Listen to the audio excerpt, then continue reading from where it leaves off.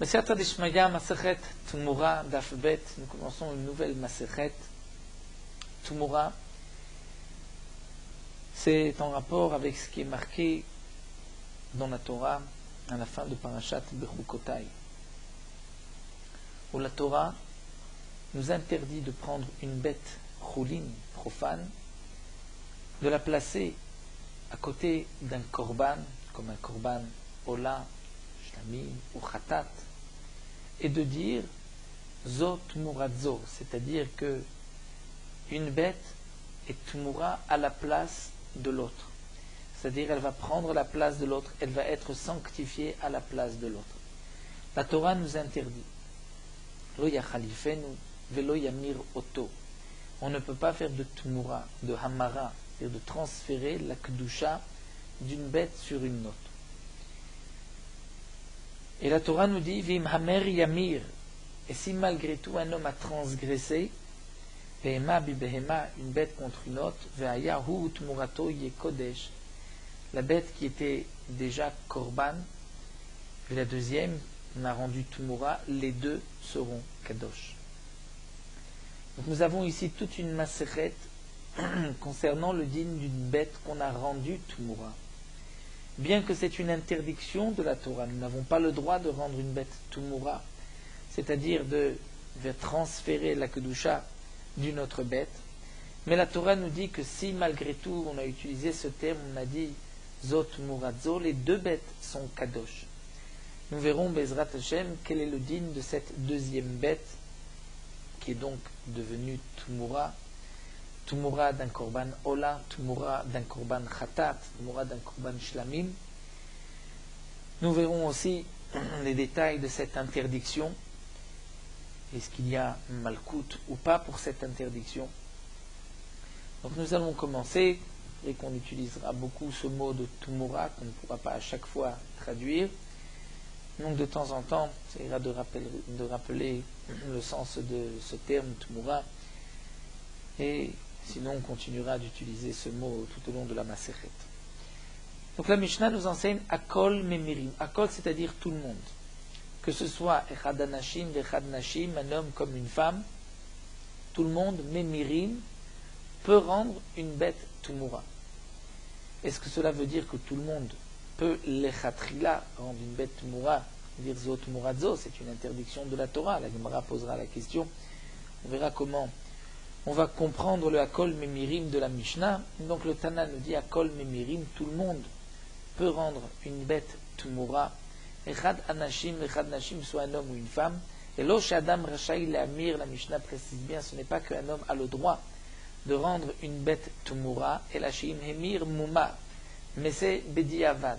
Si on a placé une bête profane, donc il n'avait aucune kedusha à côté d'une autre bête qui est korban, et qu'on a dit zot muradzo, la deuxième bête sera donc tumura, vesofeg et tarbaïm. Mais celui qui a transgressé recevra malkout, parce qu'il a transgressé le lave de la Torah, qui est de lo yamir oto. La Gemara va tout d'abord expliquer le lachon de la Mishnah Akol Memirim. Agufa kasha, tu te contredis. La Mishnah elle-même, la Recha et la Sefa se contredisent. Amarta, tu as dit Akol Memirim. Tout le monde peut rendre une bête tumura. Donc cela veut dire les chatrila, ça veut dire qu'on a le droit de rendre une bête tumura. Vadar Tane, ensuite tu dis Losh Adam Racha il Amir. Ce n'est pas qu'un homme a le droit de le faire, mais que seulement Bediavad, donc c'est Diavad uniquement Bediavad, mais les chatrila, il n'a pas le droit de rendre une bête tumura.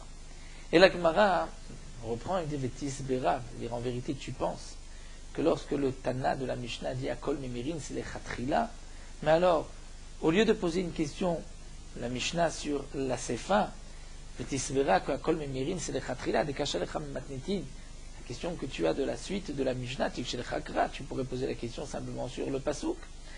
Dire le Pasuk, le rapporter contre la Mishnah. Si tu dis Akol Memirim, c'est les chatrila, on peut rendre une bête tumura, tu devrais rapporter le Pasuk, dire c'est marqué lo yachlifen, velo yamir oto, on ne pourra pas échanger un korban, ni rendre une autre bête tumura à la place de ce korban.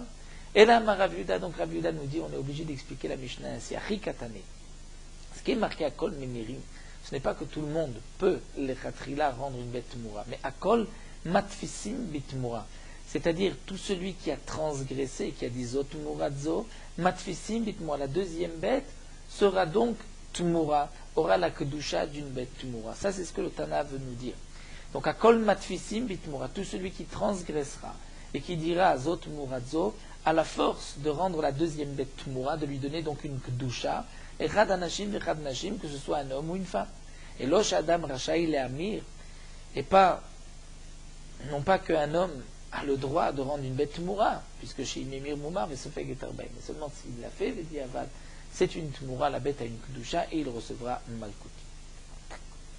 On verra par la suite dans la Gemara quel est le Chidouche, un homme comme une femme, pourquoi la femme aurait une différence, ça nous le verrons par la suite dans la Gemara. La Gemara va reprendre Hakol, le Hakol qui est marqué ici, Memirin, Hakol, Memirin, les Touyimaï. Qu'est-ce que ce Hakol? C'est-à-dire tout le monde, Memirin, peuvent donc rendre la bête, lui donner une Kedusha Tumura, les Touyimaï. Qu'est-ce que ceci vient inclure? Nous avons déjà vu ce morceau de Gemara dans Masechet Rin, où la Gemara avait rapporté aussi les Mishnayot où c'est marqué Hakol, comme Kol Marichin, Hakol Nerachim, nous avons vu. Donc là encore, la Gemara reprend à Kol Memerim. La Touyemaï, qu'est-ce que ceci vient inclure? Les Touyei Yoresh, ça vient inclure l'héritier. C'est-à-dire qu'un homme avait prélevé un korban, il est décédé, son fils peut donner à une bête la Kedusha Tumura s'il la met donc à côté de la bête du korban de son père qui est décédé et qu'il dira Zot Muradzo. Donc le Hakol vient inclure même l'héritier. Dès que Rabbi Yehuda, et c'est contraire à l'opinion de Rabbi Yehuda. D'Etnan, comme nous avons une Mishnah Yoresh Somer, que l'héritier peut faire la smicha, c'est-à-dire poser ses mains avant la shrita sur le korban d'un korban de son père. Et Yoresh Memir, l'héritier, peut aussi rendre la bête Tumura. Diver Rabbi Meir, sont les paroles de Rabbi Meir. Rabbi Yehuda Omer non, Yoresh Eno Somer, Yoresh Eno Memir. L'héritier ne peut pas faire de smicha et ne peut pas non plus rendre la bête Tumura. Il faut que ce soit le propriétaire même de la bête.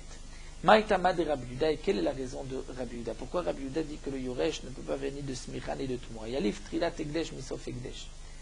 On va apprendre Trilat Egdesh, le début du Egdesh, Misof Egdesh, de la fin du Egdesh. Trilat Egdesh, ici, il s'agit de Tumura, c'est-à-dire de rendre une bête Kadosh. C'est le début du Egdesh, puisqu'on lui donne une Kedusha. Sauf Egdesh, la fin, c'est au moment où on va l'égorger. On va dire c'est la fin du Kodesh, puisqu'on va de cette bête vivante qui est Egdesh, puisqu'on l'égorge. Donc Rabbi Yehuda pense qu'on va apprendre la Tumura de la Smicha. Ma sauf Egdesh, Yoresh et Nosomer, de la même manière que comme nous allons le voir, avant de tuer la bête, le Yoresh, l'héritier, ne fait pas de Smicha sur la bête de son père. Aftrilat Egdesh, donc même au début, pour la Tumura, Yoresh et Nomemir. Le Yoresh ne peut pas faire de Tumura. Smicha Goufé Minalan, d'où est-ce qu'on sait que la Smicha ne peut pas être faite par un Yoresh, par un héritier, puisque Tlat Korbano Ktive. Dans Parashat Vayikra, à propos du Korban Shlamim, il est marqué à 3 reprises, à propos de la Smicha, et Korbano. Vim Zevar Shlamim Korbano, Viminatzon Korbano, Vimes Korbano, et à chaque fois la Torah dit donc il fera la Smicha, et 3 fois donc c'est marqué Korbano, son Korban. Cela veut dire qu'on ne fait de Smicha que sur son propre Korban. Et donc Korbano vient exclure Chat Korbano, Velo Korban Ovet Kouchavim. On vient exclure le Korban d'un non-juif. C'est-à-dire que le Korban d'un non-juif, il n'y a pas de Smicha. Vechad, et un vient dire Korbano, Velo Korban Chavero. C'est seulement sur son Korban qu'on fait la Smicha, mais pas sur le Korban de son prochain. Donc bien sûr, comme Rachid nous le rapporte un peu plus loin dans des Bouramatrim, Michat Kranafka, il est évident que le non-juif lui-même ne peut pas faire de Smicha, puisque la Smicha a été donnée au Bnei Israël, marqué Bnei Israël, Vesamar, ce n'est que le Bnei Israël qui peut faire la Smicha. Mais le non-juif qui a envoyé son Korban par l'intermédiaire d'un Israël, est-ce que le Israël doit faire la Smicha à la place donc, du non-juif, en tant que Shia du non-juif? C'est ça ce que le Passouk vient nous dire. Non, que pour le Korban du non-juif, on ne fait pas de Smicha, et on ne fait pas de Smicha non plus pour le Korban de son prochain. C'est uniquement le propriétaire du Korban sur son propre Korban. Troisième Korbano, d'après Rabbi Yehuda, Vechad Korbano velo Korban Aviv. On exclut le Korban de son père. Donc de là on apprend que le Yoresh ne fait pas de smicha l'héritier sur le korban de son père, que son père a laissé et que l'héritier va sacrifier. Et donc, d'après Rabbi Yehuda, on apprendra Trilat Ekdesh, la Tumura de Sof Ekdesh, et on dira que de la même manière que l'héritier ne fait pas de smicha, il ne pourra pas non plus faire de Tumura. Le Rabbi Meir, et la Gemara nous dit, d'après Rabbi Meir, qui lui pense d'Amar Yoresh Somer, qui lui pense que le Yoresh est Somer, Vertif Korbano, pourtant c'est marqué Korbano, donc Korbano vient exclure l'héritier. Eh bien non, dit la Gemara. Haou mevaïle les rabot kobale chouvrim nesmicha. Rabbi Meir a besoin de ce Korbano pour inclure plusieurs associés, que les associés vont ensemble faire la smicha, c'est-à-dire ils feront tous la smicha sur leur korban qu'ils apportent en association. Ça, c'est ce que Rabbi Meir apprend du korbano. Donc, il n'a pas de troisième korbano pour apprendre que le yoresh peut faire la smicha. La Gemara pose la question, et Rabbi Yehuda, balechobrim et smicha letle. Et la Gemara dit, Rabbi Yehuda, lui, que pense-t-il? Eh bien, la Gemara répond, balechobrim et smicha letle. D'après Rabbi Yehuda, les associés ne vont pas tous faire la smicha. Maïtama, pour quelle raison? D'alom yachet korban didou, étant donné que le korban n'est pas personnalisé. Il n'est pas pour un ou pour l'autre. Il est pour tous les trois, pour tous les quatre, tous les associés. Et donc, d'après Rabbi Yehuda, lorsque plusieurs personnes se sont associées, on ne fait pas de smicha sur le korban. C'est ainsi que Rashi explique dans notre Maseret, bien que dans Maseret Echin, Rashi avait expliqué que d'après Rabbi Yehuda, il y en a un seul qui fait la smicha pour tous. Donc la Gemara dit que d'après Rabbi Yehuda, balechuvin smicha letle. Pourquoi? Parce que le korban n'est pas personnalisé. Vibaïtema, où je te dirais non, le olam itle. Rabbi Yehuda est d'accord que tous les associés feront la smicha et on apprend de korbano, son korban même, donc le korban des associés. Mais Rabbi Yehuda pourra apprendre de korbano d'exclure l'héritier. Pourquoi? Puisqu'on dira ainsi, Vibaïtema, le olam itle. Rabbi Yehuda donc est d'accord avec kol balechuvin smicha. Le korban, oved kravim, korban chaverom, mechat khanaf. Seulement, Rabbi Yehuda va utiliser le même pasouk pour le korban de son prochain et le korban du non-juif, puisque c'est dans les deux cas un shliach, un homme qui va faire la smicha pour le non-juif ou pour son prochain. Et donc la Torah a exclu d'un seul pasouk, on peut exclure que c'est juste sur son propre korban et pas sur le korban de son prochain. Et donc obligatoirement aussi, pas sur le korban du non-juif. Donc d'après Rabbi Yehuda, puisque il y a un korbano qui est utilisé pour le korban du non-juif et de son prochain, le deuxième korbano est utilisé pour le yoresh, pour exclure le yoresh, et donc le troisième d'Aïterle est en plus, Rad le balechuvrim et smicha, pour donc dire que tous les associés feront la smicha. Donc là nous avons vu que d'après Rabbi Yehuda, l'héritier ne fait pas de smicha, ne pose pas ses mains sur le korban de son père, et ne pourra pas non plus faire Tumura. Et on apprend la Tumura de la Smicha. La Smicha, nous avons un pasouk, Korbano velo Yoresh. Donc, puisque l'héritier ne fait pas de Smicha, on apprendra aussi Trilat Ekdesh, le début du Ekdesh, qui est la Tumura de Sof Ekdesh. Et on dira que le Yoresh ne peut pas rendre une bête Tumura d'après Rabbi Yehuda. D'après Rabbi Meir, nous avons vu que le Yoresh peut faire la Smicha, puisqu'il n'a pas de Korbano pour exclure l'héritier. Il utilise pour autre chose. Alors la Gemara continue vers Rabbi Meir d'Amar Yoresh Memir Maïtama. Il nous reste à savoir pourquoi d'après Rabbi Meir l'héritier peut faire Tumura. Et la Gemara va répondre Amar Lecha, Rabbi Meir te dira Him Hamer Yamir les rabot et Yoresh. C'est-à-dire que dans ce pasouk, ce double langage Him Hamer Yamir, et si malgré tout il a fait Tumura, cela veut dire Him Hamer Yamir que même l'héritier peut faire Tumura. Sinon, la Torah aurait pu juste marquer Ve'im Yamir. Pourquoi Ve'im Hamer Yamir? Donc, c'est pour inclure même l'héritier. Et donc, Yalif Sof Ekdesh Mitrilat Ekdesh. À ce moment-là, d'après Rabbi Meir, c'est la Smicha qu'on va apprendre de la Tumura. Et on va dire Ma Trilat Ekdesh Yoresh Memir, de la même manière que Trilat Ekdesh, c'est-à-dire l'héritier, pour la Tumura dans le début du Ekdesh, puisque c'est là qu'on rend la bête Kadosh. L'héritier peut faire une Tumura, Afsof Ekdesh, Yoresh Somer. De même, à la fin du Ekdesh, c'est-à-dire pour la Smicha, l'héritier peut faire une Smicha. La Gemara donc nous a expliqué Rabbi Meir, nous a expliqué Rabbi Yehuda, et la Gemara continue vers Rabbi Yehuda. Haïvi ma mère Yamir, Mayavid, que va faire Rabbi Yehuda de ce passouk qui ma mère Yamir? Et la Gemara donc a expliqué d'après Rabbi Meir que ça inclut le Yoresh, l'héritier, d'après Rabbi Yehuda il est exclu, donc qu'est-ce que le passouk vient nous dire? La Gemara répond les rabot et Aïcha, pour inclure la femme, que la femme peut aussi faire une tmoura et elle recevra aussi malkout, c'est-à-dire elle peut transgresser et rendre la bête kadosh, ou Gdetania, comme c'est marqué dans la Braïta. Les filles chez Kolaïnian Kulo et Nebdaber la Lachon Zachar, et tout le sujet, le contexte ne parle que au singulier, au masculin. Chez Neymar lo yachilfe velo yamir oto, et on ne pourra pas rendre la bête tmoura. Donc Isha, la femme, puisque le pasouk ne parle qu'au masculin, d'où est-ce qu'on sait que la femme peut aussi faire une kedusha de tmoura? Tamud lomar veim hamer yamir les rabot et Aïcha. La mère Yamir vient inclure même la femme. Et la Gemara pose la question de Rabbi Meir, Isha, Menale, d'où est-ce qu'on sait comment Rabbi Meir va inclure la femme? La Gemara répond, Nafkele mi veim, du veim.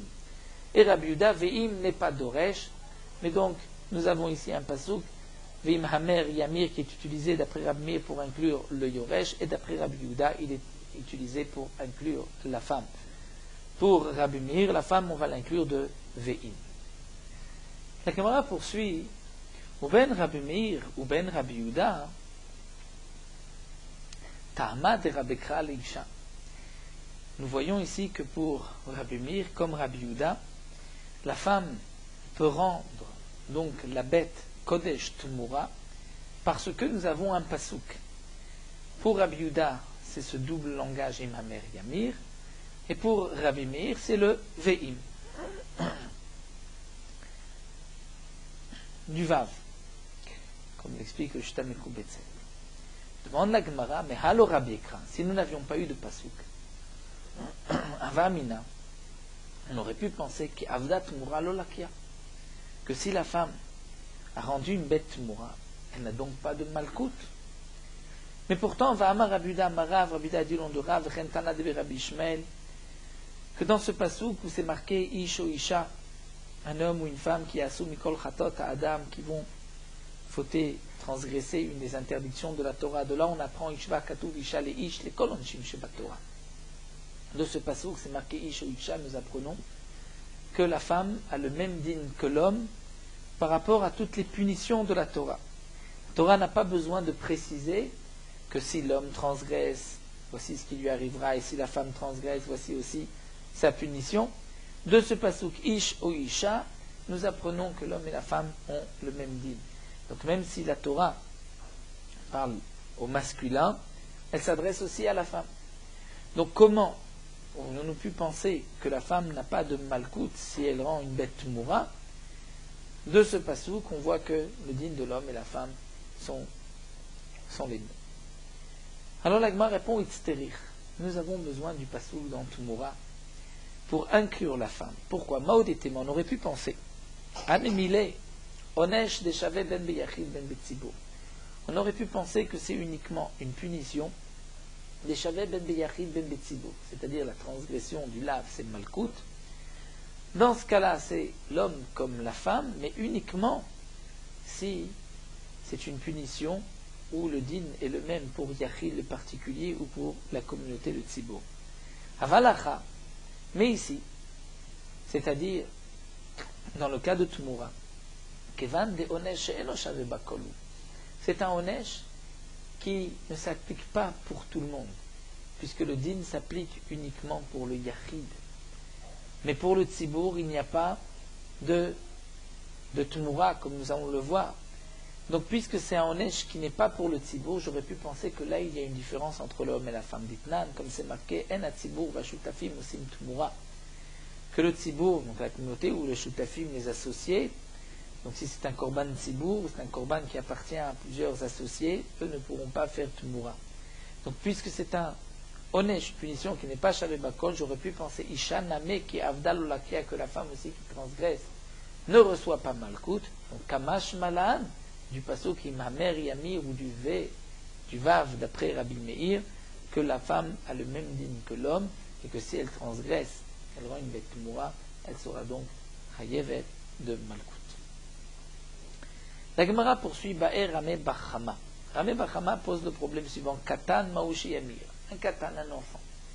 est-ce qu'il peut rendre une bête Tmoura? Donc, mais de quel cas il s'agit? Dans quel cas Ramé Bachama pose la question. Il dit, Mabekatan, chez le Galonat Nedarim, c'est un enfant qui n'est pas arrivé à l'âge des Nedarim, c'est-à-dire qui a moins de 12 ans, puisque nous avons un pasouk. Comme Rachid le rapporte dans ma Sechet Nazir, la Gemara explique, Ish ki yafli, c'est-à-dire un homme qui yafli. Yafli, c'est-à-dire normalement on traduit qui est faresh, c'est-à-dire qui va prononcer un neder. Mais la Torah aurait pu dire simplement Ish ki yidor neder. Pourquoi ki yafli l'indor neder? C'est pour apprendre ce qu'on appelle le moufla, c'est-à-dire un enfant qui a 12 ans et qui yodé à la flotte. Il sait, lorsqu'il prononce un neder, pour qui il l'a fait, pour qui il est magdish. Donc un enfant qui arrive à l'âge de 12 ans, il peut rendre un objet, une bête kodesh, il peut faire un neder. Moins de 12 ans, il ne pourra pas. Après 13 ans, même s'il ne sait pas la signification de ce qu'il dit, sa parole a un effet. Donc la Gemara pose l'action sur Ramé Bachama. Ramé Bachama, lui, demande Katan, Moshe Amir, est-ce qu'un enfant peut faire Tumura? De quel Katan il s'agit? Si c'est un Katan qui n'a pas encore 12 ans, Lotiba Elecha, la question ne se pose pas. Evan Akdouche lo Akdish, puisqu'il ne peut pas rendre une bête Kadosh et mourir Memir, est-ce qu'on va dire qu'il peut la rendre Tumura et recevoir même Malkout? Non, c'est sûr que non. Elle a. Et Kameva il est Katan Shigal Nedarim. La question de Ramé Bachama, c'est un enfant qui est arrivé à l'âge des Nedarim. Donc il a 12 ans. Donc quelle est sa question? Mais Amrinan, est-ce qu'on va dire qu'il va d'Amarmar, puisqu'on a dit Ish, Matamud le marquis Yafli Neder, dans le Pasouk, Ish qui Yafli Neder, on apprend, puisque c'est marqué dans la Torah Ish, un homme, donc je vais dire un homme qui Yafli Neder, qui va Yafli Neder, dire prononcer un Neder, et de là on apprend les Rabot Moufla, Sabouch le Ish, on apprend même un enfant qui est proche de la Bar Mitzvah, qui est proche de, donc qui a 12 ans.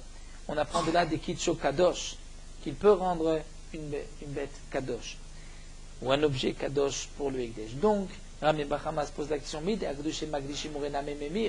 un enfant qui a 12 ans, puisqu'il peut rendre une bête kadosh, il peut aussi la rendre Tumura. Odilma, peut-être que non. Étant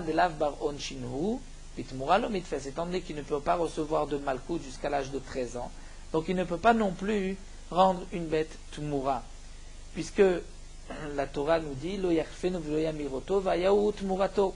C'est-à-dire, nous explique Rachid, celui qui peut donc transgresser le loyami, recevoir Malkout, il a 13 ans, lui, dit la Torah, va yaout murato yekodesh, que sa Tumura sera donc Tumura bediavad. Mais un enfant qui n'a pas de Malkout, peut-être que lui ne pourra pas rendre la bête Tumura même bediavad.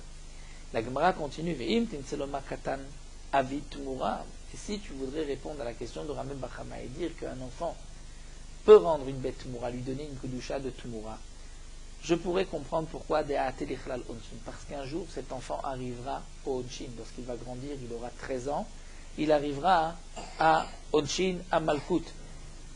C'est vrai qu'à l'âge de 12 ans, il n'a pas encore de Malkout, mais bientôt il arrivera à l'âge de Malkout, donc on peut dire qu'il arrivera à l'Eklal Onshin, il rentre dans la paracha de Tumura. Mais Oved Kochavi, une deuxième question que pose maintenant Rambachama, un non-juif, Maouchi Yamir, est-ce que lui pourrait rendre une bête Mourami? Amarta, est-ce que tu vas dire Midagduche Magdish? Puisque d'un côté, le non-juif peut aussi rendre une bête Kadosh. Comme c'est marqué Detania Ish Ish. C'est marqué dans le Passouk, tout homme, Ish Ish, qui va rendre une bête Kodesh. De là, on apprend Matamud Lomar, Ish Ish 2 fois, les rabot et Ovde Kochavim, Shenodrim, Nedarim, Venedavot, qui Israël, que le non-juif, comme le Israël, peuvent faire des vœux, des nodrim, nedarim et nedavot, comme Amnesel, il peut rendre une bête kodesh, il peut offrir un korban. Donc puisque le non-juif peut offrir un korban, alors il mourrait na memimir, il peut aussi rendre une bête tumura, et la deuxième bête a une gdusha de tumura. Odilma, kevan de loatek lalonchim, qui avait tumura lokitcha. Ou peut-être que non. Ou peut-être que non, comme il n'est pas arrivé à l'âge des... Il n'arrivera pas non plus à Onchim, puisque même si donc, le non-juif n'a pas de malkout pour les transgressions de la Torah, donc même lorsqu'il fait Avid Tumura, l'Okitcha, la bête n'est pas Kadosh. Donc ça, c'est deux questions que pose ici Ramé Bachama. Tout d'abord, le Katan, qui a 12 ans, qui ne reçoit donc pas malkout s'il transgresse, s'il fait Tumura, est-ce que Bedi Avad, la bête qu'il a rendue Tumura, a une Kedusha de Tumura ou pas?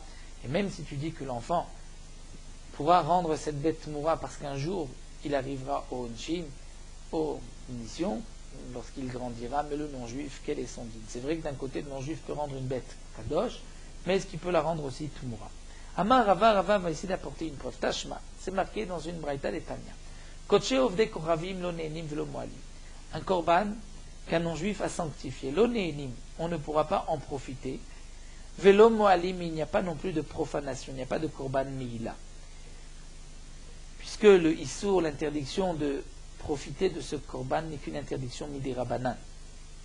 Comme nous le verrons par la suite. Ven cha'evim alem shum pigul notar vetameh. Ce korban, nous revenons là au dinim des korbanot, s'il est devenu pigoul, c'est-à-dire si au moment où on l'a sacrifié, on a pensé le manger après le temps limite de consommation, ou on s'est aspergé le sang après le temps limite, après la nuit, il est pigoul, il n'y aura pas de karet pour le korban du non-juif. Notar, si un morceau est resté après le temps limite, qui n'a pas été mangé, normalement, pour un korban israélien, il y a karet, pour celui de non-juif, il n'y aura pas de karet, il n'y a pas non plus de tum'a, si le korban est impur, si un homme est impur et le mange, il n'y a pas donc de karet. Renosim tumura, et le korban ne pourra pas, on ne pourra pas faire tumura de ce korban. La braïta poursuit, ve'en mevi'im nesachim, et le non-juif ne peut pas apporter des nesachim, c'est-à-dire du vin pour verser sur le misbeach ou minchat nesachim, et comme nous allons le voir par la suite, c'est-à-dire qu'il ne peut pas apporter des nesachim sans korban, alors qu'un Israël peut apporter juste du vin, minchat nesachim sans korban. Aval korbanot ou nesachim, si le non-juif envoie un korban, son korban nécessite des nesachim, minchat nesachim, du vin qui sera versé sur le misbeach, donc le non-juif devra aussi envoyer le prix des nesachim. S'il ne l'envoie pas, on prendra de l'argent de la lishka. D'ivrei Rabbi Shimon sont les paroles de Rabbi Shimon.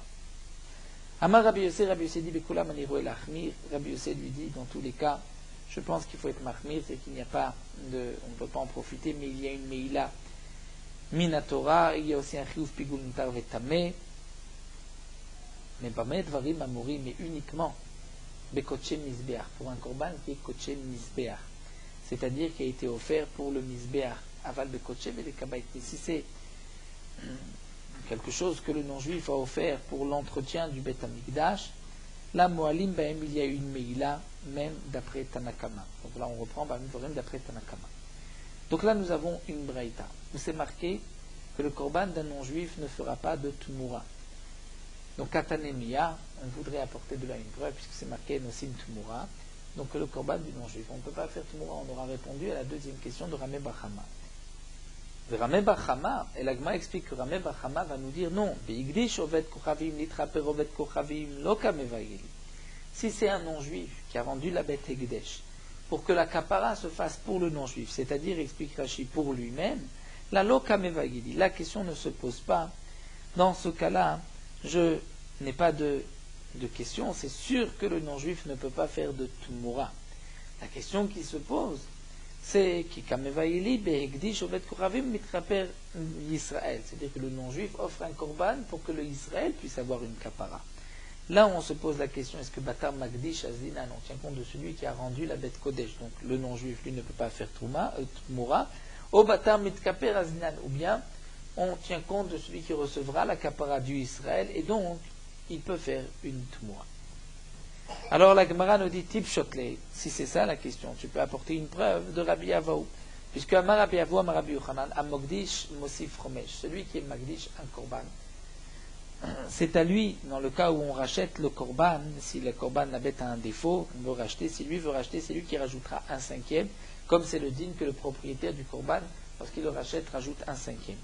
Ou mitraper oset tumura, mais nous dit Rabbi Avou, notre Rabbi Yochanan, mitraper, c'est-à-dire celui qui reçoit la kapara, le korban, s'il n'a pas été offert par celui qui a besoin de ce korban, eh bien c'est le mitraper qui lui pourra rendre la bête tumura. C'est-à-dire si un Israël offre un korban pour que son frère juif puisse avoir la kapara par ce korban, c'est le mitraper, celui qui a la kapara, qui peut rendre la bête tumura. Vatorem michelo al shel chavero tovatana shelo, et celui qui va prélever la terouma de sa récolte pour la récolte de son prochain, la tovatana shelo, le profit qu'il peut avoir de cette terouma, c'est-à-dire si un Israël lui propose de l'argent pour qu'il donne cette terouma à son petit-fils Cohen, eh bien, cette Tovat Hana'a est pour celui qui a prélevé la Tmoura de son argent. Donc là, nous dit la Gemara, nous voyons que d'après Rabbi Avaou, c'est le mitraper ou c'est Tmoura. Donc si le mitraper est un Israël, bien sûr qu'on peut faire Tmoura, même si la bête a été offerte par un non-juif. Amarle, et là il lui a répondu, il a dit non, Hata moudekate mikoach Israël. Dire là-bas, puisque Kate mikoach Israël, c'est-à-dire la bête vient par le korban d'un Israël, c'est le Israël qui l'a offert, ce korban. Donc là on comprend que c'est Batar Mitraper, nous dit Rashi, puisque dès le départ c'est le Israël qui l'a offert et c'était pour un Israël qui lui a des Oneshim, peut arriver au Onesh. Donc c'est pour cela qu'on peut faire la Tmoura. Vavel trilato vesofo biyad Israël avalacha. Mais ici la question de Rami Bachama, ce n'est pas dans le cas où ça vient Mikoach Israël, parce que là, Mishumachi Ezna Batar Mitraper, on tient compte de celui qui a la kapara, puisque Trilato Vesofo Biyad Israël, et celui qui a offert, et celui qui est Mitraper, c'est un Israël, Avalacha, mais ici, la question de Rami Bachama, c'est Achika Mevaili. Lorsque c'est le non-juif qui offre pour un Israël. Mi Bainal Mitrila Vaatzov Letiku Birshut Man David Tmoura. Est-ce qu'il faut que, dès du départ, du début jusqu'à la fin, que la bête soit dans les mains de quelqu'un qui peut faire Tmoura, c'est-à-dire d'un Israël pour un Israël, ou bien non, même si c'est un non-juif pour un Israël, c'est aussi valable. Ça, c'est la question de Rami Bachama, et donc Teikou, sur cette question, l'Agma ne répond pas. Si je lui, Teretz Kushot, nous restons en suspens avec donc une question qui ne sera répondue que par l'avenue de Eliyahu Navi. Nous allons nous arrêter ici, Marmar, et nous terminons sur Norot HaHalacha de Masechet Tmoura. Nous allons d'abord donc continuer les halachot de Rosh Chodesh en Masechet Tmoura. Ensuite, nous étudierons les dynim de Birkat HaLevana. Dans les poskim, il est rapporté d'une certaine melachot, certains travaux que les femmes ont pris l'habitude de ne pas faire le jour de Rosh Chodesh, comme filer, préparer des fils ou tisser, coudre. Et certains ont marqué aussi de ne pas laver le linge. Et dans d'autres poskim, il est rapporté que tous les travaux de la maison, comme la cuisson, là il n'y a pas de minag d'interdire. Concernant le minag de ne pas travailler Rosh Chodesh, lorsque Rosh Chodesh tombe 2 jours, certains poskim disent que le minag est de ne pas travailler les 2 jours. D'autres ont dit que non, ça dépend de l'endroit. Certains, ce n'est que le 2e jour. Donc même ceux qui ont minag la Kula, c'est seulement le 1er jour de Rosh Chodesh, qui est le 30 du mois précédent. Mais le 2e jour de Rosh Chodesh, qui est le 1er du mois suivant, et donc l'essentiel du Rosh Chodesh, là il faut garder ce minag que les femmes ont de ne pas travailler. Donc ça c'est, bien sûr, dépend des minagim, comme nous l'avons vu, et de certaines melachot, comme nous l'avons déjà expliqué.